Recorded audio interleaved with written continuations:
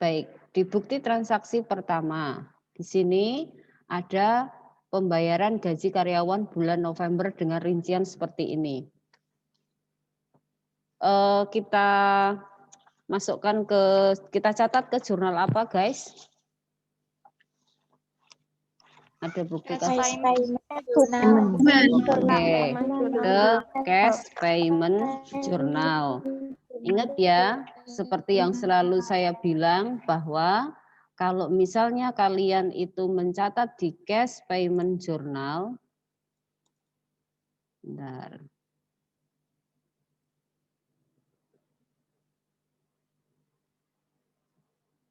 Saya share untuk new share.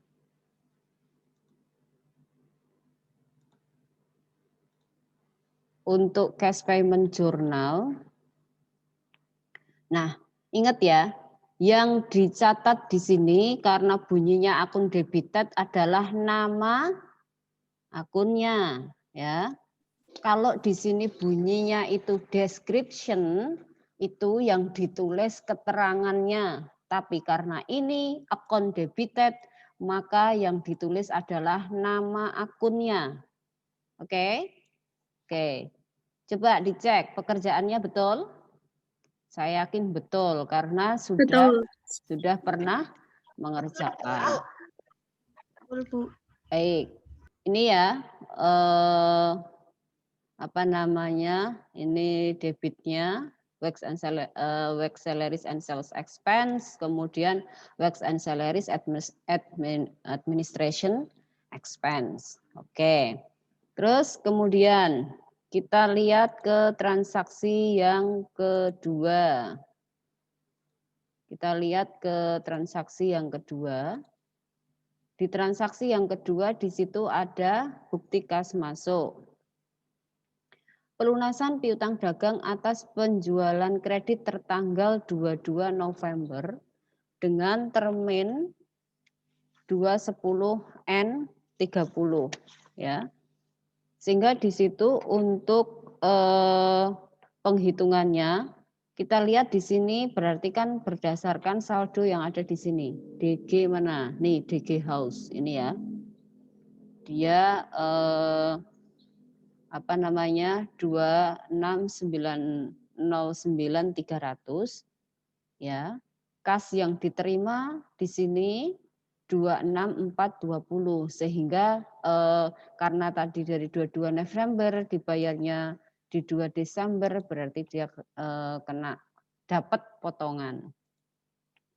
Nah, kita lihat jurnalnya. Kita lihat jurnalnya. Ini dia. Jadi sama seperti cash payment tadi untuk cash receipt journal, di situ sama akun credited itu maksudnya akun yang dikredit punyanya siapa. Di sini adalah punyanya DG House. Karena punya DG House, maka ini kita tulis di sini akun receivable-nya ini. Kemudian cash in bank-nya adalah seperti yang tertera di cash receipt journal. Kemudian ini kita catat sales diskonnya. Kemudian kita lanjut ke transaksi berikutnya.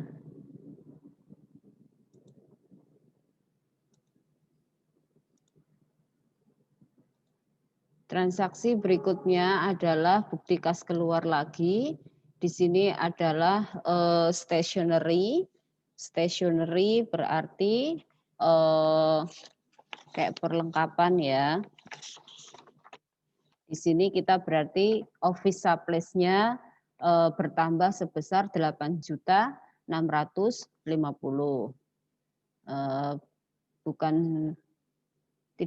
Bukan suatu masalah ya. Jadi ini untuk transaksi ini kita mencatatnya di mana? Cash payment journal. Oke, senang saya kalau sudah pada bisa semua kayak gini. Tinggal mengulang-mengulang saja. Oke. kita lanjutkan untuk yang berikutnya. Voucher kas kecil berarti di CPJ ya.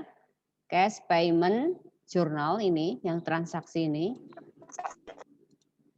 Kita lihat untuk ini cuma merefresh saja. Untuk cash payment jurnalnya. Kok cash payment sih? Petty cash ya? Petty cash, ini dia. Sama ya, petty cash. Di sini balance itu adalah saldonya. Jadi nanti kamu menyesuaikan dengan formatnya yang ada di sana ya. Seperti saya bilang, karena di sini bunyinya description, ya berarti kan keterangan.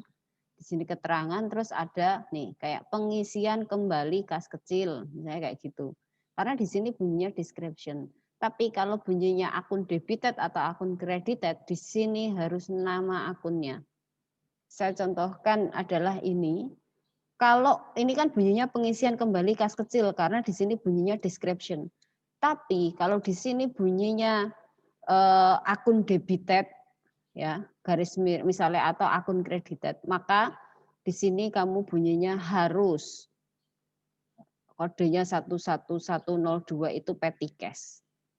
Itu karena di kolomnya bunyinya akun debited, akun credited. Jadi ketika jurnal itu jangan berdasarkan kebiasaan, tetapi berdasarkan yang diminta kasus itu apa, kayak gitu.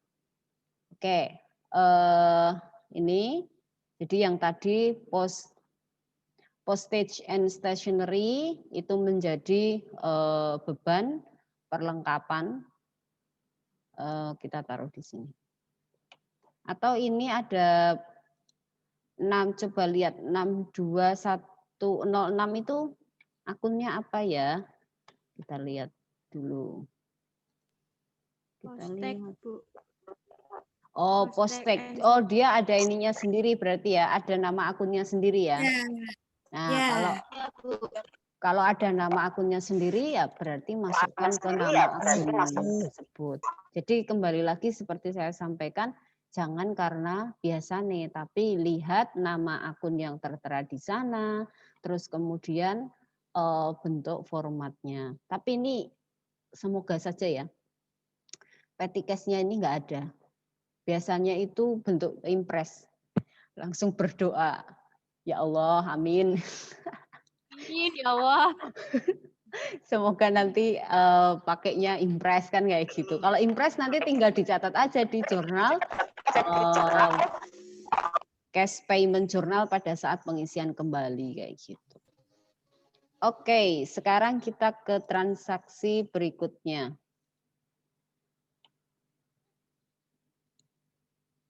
Di transaksi berikutnya.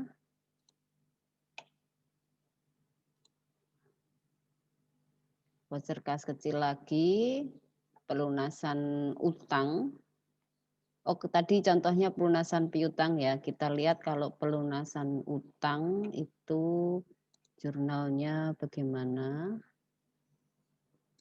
Kita lihat kalau pelunasan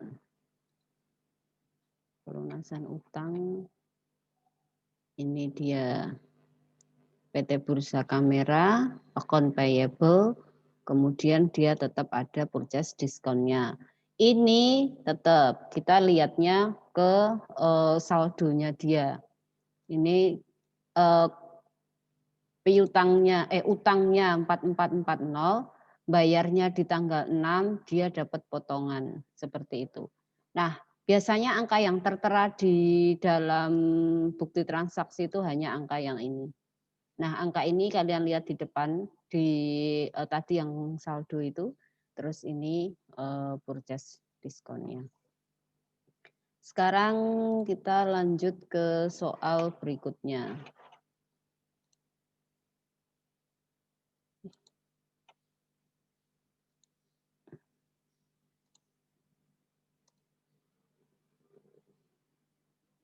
Ini faktur penjualan. Nah, bedanya dengan yang kemarin di sini ada PPN, BM. PPNBM dimasukkan kemana ketika mencatat ini, guys? Penjualan. Penjualan. Lawannya ini PPNBM. Penjualan. Ya, oke. Sekarang kita lihat PPNBM-nya kita masukin kemana ya? Kan kayak gitu. Ini sambil merefresh. PPNBM-nya kita masukin kemana ya? Di sini yang ada unsur PPNBM-nya yang mana ya? Kan kayak gitu. Merchandise. Wait. Tadi jurnalnya pembelian apa penjualan, guys? Pembelian. Pembelian. Nah, gitu dong. Berarti PPNBM-nya kita masukkan kemana? Merchandise inventory. Bagus, ya betul. Jadi kita masuk untuk apa namanya kalau ada PPNBM-nya kita masukkan ke merchandise inventory. Alasannya kenapa? Karena PPNBM itu pajaknya hanya 1 kali, hanya dikenakan kepada pembeli.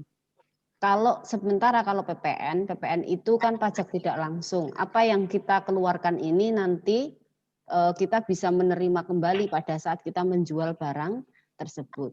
Maka kalau di soal itu ada PPNBM, kan kalau misalnya nggak ada PPNBM gampang.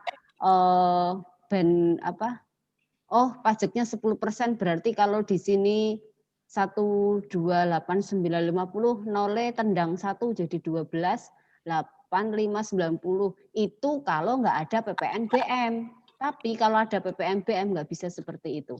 Kalian tetap harus melihat ke bukti transaksinya. Di situ berarti nanti merchandise inventory di plus K PPNBM taruh sini, fed in-nya berapa ditaruh sini, dan ini total untuk account payable-nya.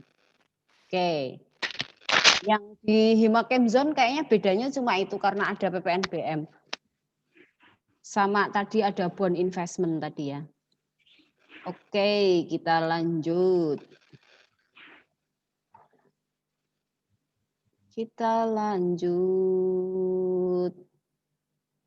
Lanjut sih. Kita lanjut berarti soal jurnalnya. Oke. Faktur penjualan gampang ya, ini nggak ada perbedaan sih. Terus di situ voucher kas kecil tadi juga sudah, kas masuk udah, tadi semua bukti transaksi kan sudah. Nah, sekarang gantian saya yang mau tanya. Kalau ada bukti kas keluar ini, nyatetnya bagaimana? Catatnya di mana itu? Cash payment journal. Cash payment journal. Bagus. Terus di sini kita lihat cash payment journalnya. Cash payment journalnya mana? Di bawah. Oke. Ini ya Irma's drawing. Nah, kalau ini CV itu sama UD sama aja, pakainya drawing atau prefer. Nah, Irma's drawing ya.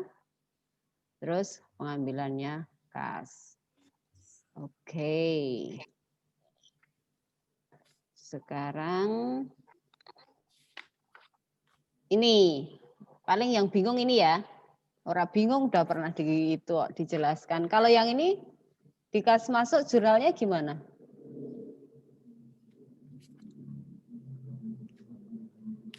Ini penerimaan bunga atas investasi obligasi. Tadi bunga atas bond investment.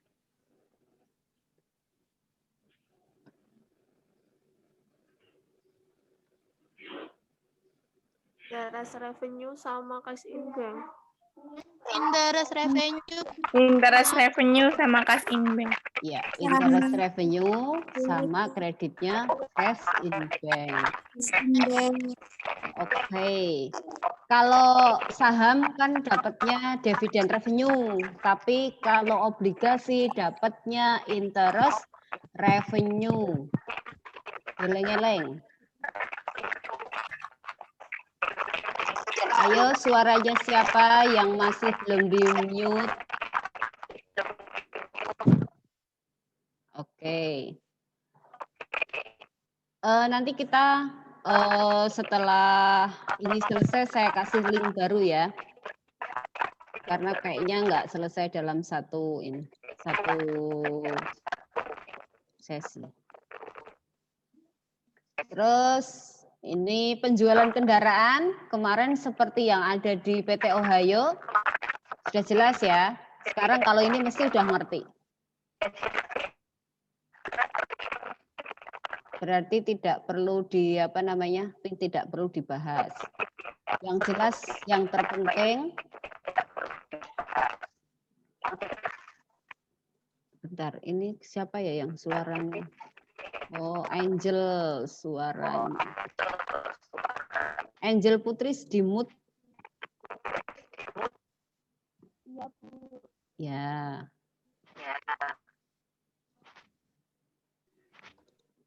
Oke, kita lanjutkan. Jadi tipsnya kalau mengerjakan penjualan kendaraan, lihat di mana coba? Daftar aset tetap. Good, pinter. Terus habis itu, nih kita lihat jurnalnya. Daftar aset tetap. Oke, ini jurnalnya. Yang dicatat di sini sesuai jumlah kasnya, ya kan? Nah, ini beda dengan yang Ohio. Ohio di bulan itu ada penyusutan. Kalau ini enggak, ya. Yang kemarin 15 juta itu loh. Kalau ini enggak, ini langsung lihat diakumulasi depresiasinya segini. Terus kemudian ini nilai aset tetapnya. Kemudian ini labanya, gain on sales of plant asset. Baik, selanjutnya